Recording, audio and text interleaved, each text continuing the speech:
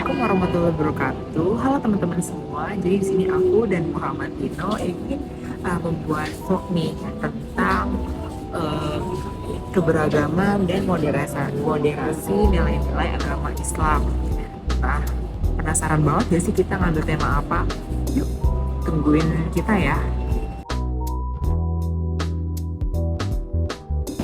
Jadi aku sama Dino ingin membuat vlognya di Taman Ismail Marzuki nih teman-teman. Nah aku sekarang lagi ada di Teras Jakarta 6, koridor 6H. So stay tune kita buat ketemuan ya.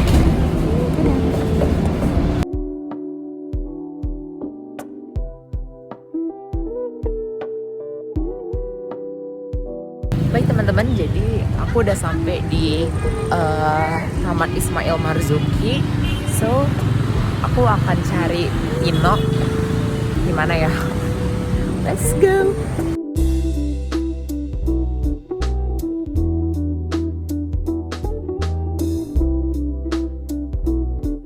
Halo guys, jadi sekarang aku udah di Taman Ismail Marzuki nih dan udah di perpustakaannya dan udah ketemu Ino ternyata di sini. Dan kita mau ngomongin apa nih, No? Jadi kita bakal ngomongin anti kekerasan. Karena anti kekerasan itu bukan cuma penting buat diri kita, tapi penting juga buat bela negara. Benar. Jadi kepo banget ya sih poin-poin apa aja kita bahas. Dadah, stay tune. Kalau ngomongin keberagaman, aku jadi inget deh pas waktu itu tugas kelompok PAI. Kita sekelompok beda agama, beda ras, dan juga beda sudut pandang. Awalnya aku pikir bakal ribet.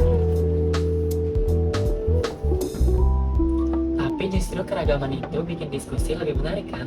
Karena kita ngerasa nilai sendiri paling benar, padahal belum tentu. Pandangan pribadi bisa bikin kita nutup diri dari sudut pandang lain.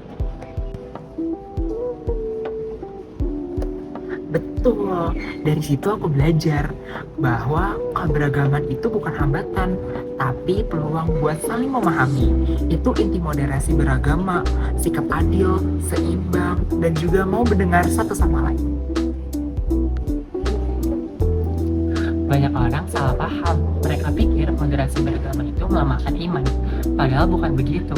Moderasi itu cara menjaga agar kita menjalankan agama tanpa merendahkan atau memaksa orang lain.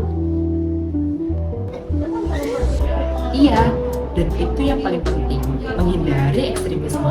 Kadang orang terlalu yakin satu sama satu narasi sehingga menolak realitas. Logikanya jadi mengecil, dan itu rentan menimbulkan kekerasan. Makanya moderasi itu penting buat bela negara. Negara aman kalau warganya bisa beragama tanpa saling menyerang. Jadi, moderasi itu bukan cuma urusan pribadi, tapi kontribusi sosial.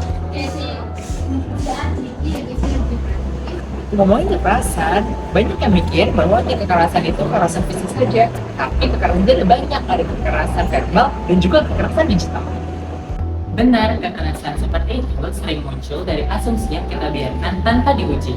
Misalnya, kelompok kita merasa paling benar, lalu menyalahkan yang lain. Itu perbuatan yang tidak benar.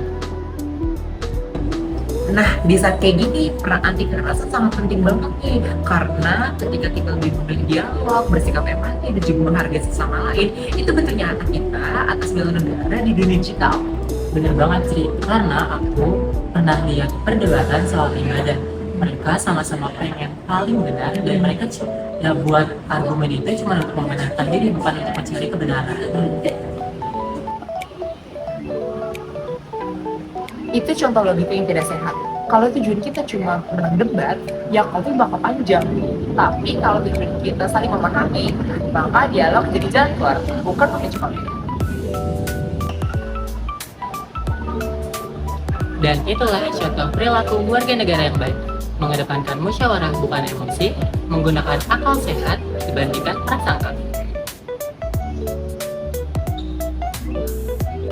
Jadi keberagaman itu bukan sumber masalah, tapi justru sumber kekuatan kita. Asal kita jalaninya dengan moderasi, empati, dan juga kesadaran diri. Dan sikap anti kekerasan itu merupakan bagian dari bela negara. Jika kita bisa mempererat hubungan antar sesama, kita sudah memperkuat fondasi bangsa. Baik, itulah video diskusi kami mengenai anti kekerasan dalam keberagaman. Terima kasih sudah mendengarkan diskusi kami. Sampai jumpa. Dadah!